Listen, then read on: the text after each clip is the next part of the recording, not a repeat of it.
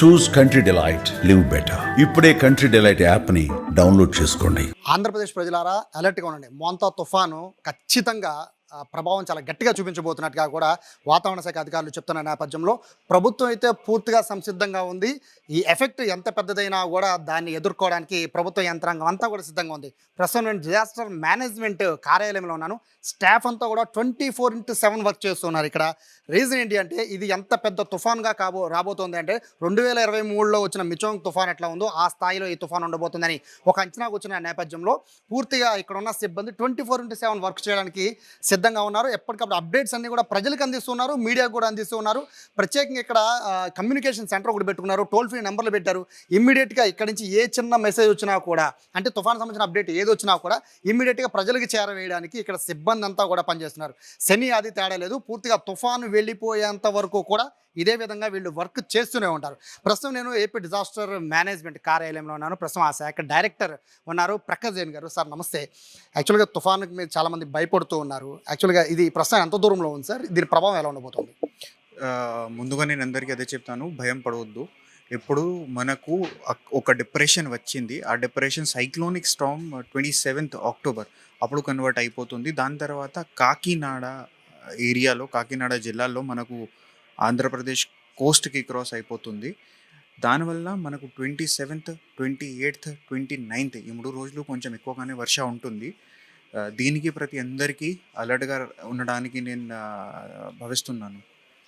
యాక్చువల్గా తుఫాను తీరం దాడుతుంది అని తెలుస్తుంది. బట్ ప్రధానంగా ఏ జిల్లాను హిట్ చేసే అవకాశం ఉంది సార్? ముఖ్యంగా ఈ తుఫాను వలన మనకు సెంట్రల్ కోస్టల్ ఏపీ అంటే ప్రకాశం, బాపట్ల, కృష్ణా జిల్లా, ముఖ్యంగా వెస్ట్ గోదావరి, కోనసీమ, కాకినాడ, ఈస్ట్ గోదావరి, ఏలూరు, ఈ అన్నిటి జిల్లాకి కొంచెం ఎక్కువగానే వర్షం ఉంటుంది.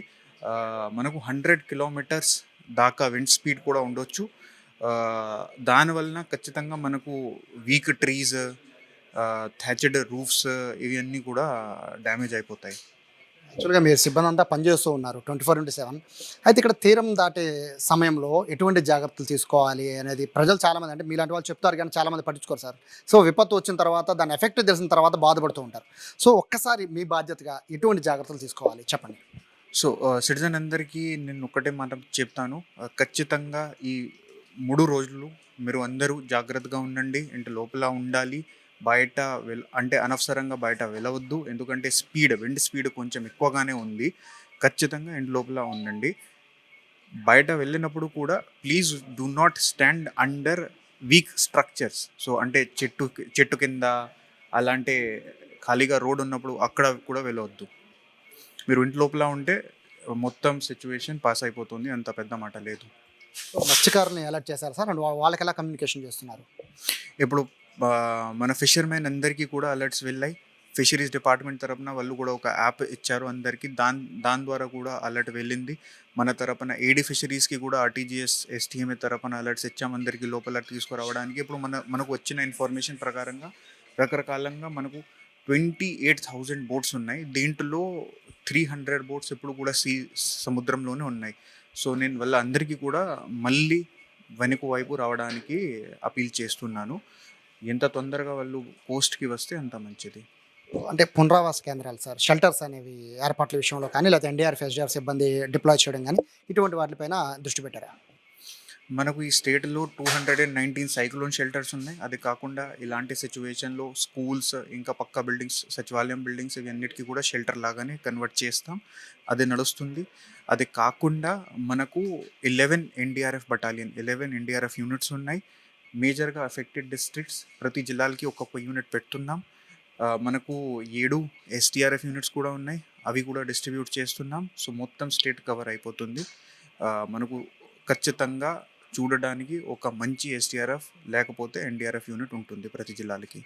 ఇక్కడ ఒక డౌట్ ఏంటంటే సార్, అంటే చాలా సైక్లోన్స్ వస్తూ ఉంటాయి, బట్ అవి తీరం దగ్గరికి వచ్చేసరికి అవి వీక్ అయిపోతూ ఉంటాయి అంటున్నారు. సో దీని ఎఫెక్ట్ ఎలా ఉండిపోతుంది? సివియర్ సైక్లోన్ అని అంటున్నారు కదండి. సో దీని ఎఫెక్ట్ ఎలా ఉండిపోతుంది? అంటే మీరు చూస్తున్న రూట్ బట్టి, మీకున్న ఎక్స్పీరియన్స్ని బట్టి ఇది సివియర్ సైక్లోన్గా ఉంటుందా లేకపోతే నార్మల్ సైక్లోన్ ఉండొచ్చా? ఇదే నార్మల్ సైక్లోనే ఉంది. సైక్లోన్ హుడ్ వచ్చినప్పుడు దానికి స్పీడ్ 215-220 km/h దాకా ఉంది. ఈ సైక్లోన్కి మన ఎక్స్పెక్టేషన్ ప్రకారంగా 90 to 100 km/h ఉంటుంది. అందువల్ల భయం పడవద్దు, కానీ ఖచ్చితంగా నెసెసరీ ప్రికాషన్స్ తీసుకోవాలి అప్పుడు కూడా. ఎందుకంటే ఇంత స్పీడ్లో కూడా థ్యాచెడ్ రూఫ్స్, వీక్ స్ట్రక్చర్స్ ఖచ్చితంగా డ్యామేజ్ అయిపోతాయి. యాక్చువల్గా మత్స్యకారులు కానీ, రైతులు కానీ, ప్రజలు కానీ కంగారు పడుతూ ఉంటారు సార్. ఎవరికి కాల్ చేయాలో తెలియదు. కలెక్టరేట్లో టోల్ ఫ్రీ నెంబర్లు పెడుతూ ఉంటారు. బట్ మీ డిపార్ట్మెంట్ చాలా ఇంపార్టెంట్, ఎందుకంటే మొత్తం మానిటరింగ్ అంతా మీ దగ్గర నుంచి చేస్తారు. టోల్ ఫ్రీ నెంబర్స్ ఏమన్నా చెప్పగలరా ప్రజలు? సో ఎక్కడైనా ఇబ్బంది ఉన్నప్పుడు ఖచ్చితంగా ఎస్టీఎంఏలో ఉన్న ఒక టోల్ ఫ్రీ నెంబర్ ఉంది, 112.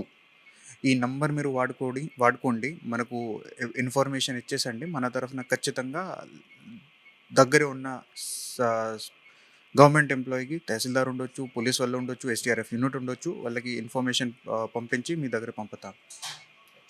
Thank you so much. So చాలా బిజీగా ఉంటున్నారు. బట్ ఇక్కడ ప్రజలైతే కంగారు పడద్దు అంటున్నారు. ఎంత కంగారు పడితే అంత ఇబ్బందులు పడే అవకాశం ఉంటుంది, కాబట్టి దయచేసి కంగారు పడద్దని చెప్పి చెప్తున్నారు. దాంతోపాటు ఇక్కడ సైక్లోన్ ప్రస్థానము ఒకసారి రూట్ని మనం చూస్తే కనుక ఇక్కడ నుంచి మనము ప్రస్తుతం అయితే బంగాళాఖాతం నుంచి అది పూర్తిగా కాకినాడ తీరం వైపు వెళ్తుంది. మనం చూడొచ్చు, ఈ వే చూడొచ్చు.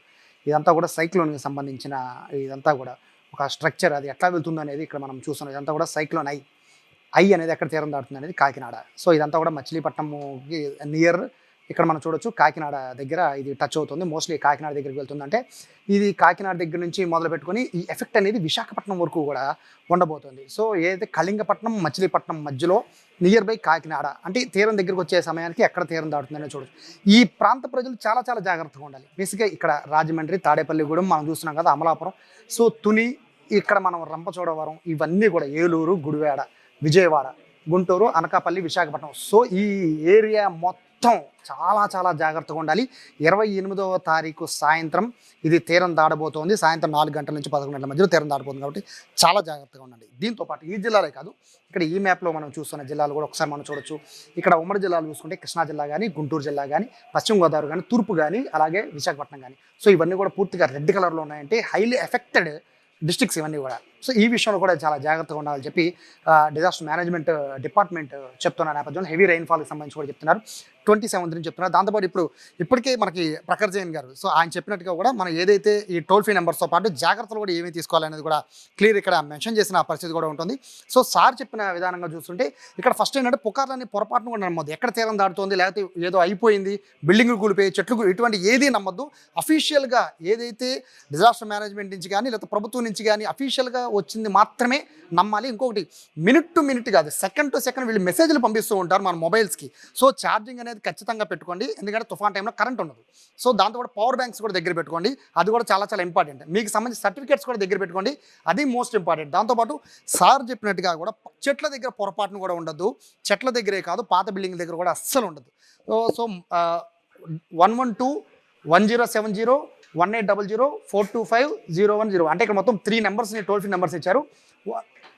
112 కాల్ చేసినా పర్లేదు, 1070 కాల్ చేసినా పర్లేదు, 1800 425 0101 ఈ నెంబర్కి కాల్ చేయండి. మీకు ఏ ఇబ్బంది ఉన్నా కూడా ఇమ్మీడియట్గా ఇక్కడే మనం చూస్తున్నాం. ఒకసారి కమ్యూనికేషన్ డెస్క్ అని ఇక్కడే పెట్టారు. ఇక్కడ మొత్తం అన్ని నెంబర్లకి సంబంధించి ఏ విధంగా మానిటరింగ్ చేస్తారో చూడొచ్చు. మీరు రాష్ట్రంలో ఎక్కడి నుంచైనా కాల్ చేయండి, ఇమ్మీడియట్గా వీళ్ళు మీకు సహాయం అందించడానికి అయితే 24/7 ఇక్కడ సిద్ధంగా ఉండడానికి ఒక టీం ఉంది.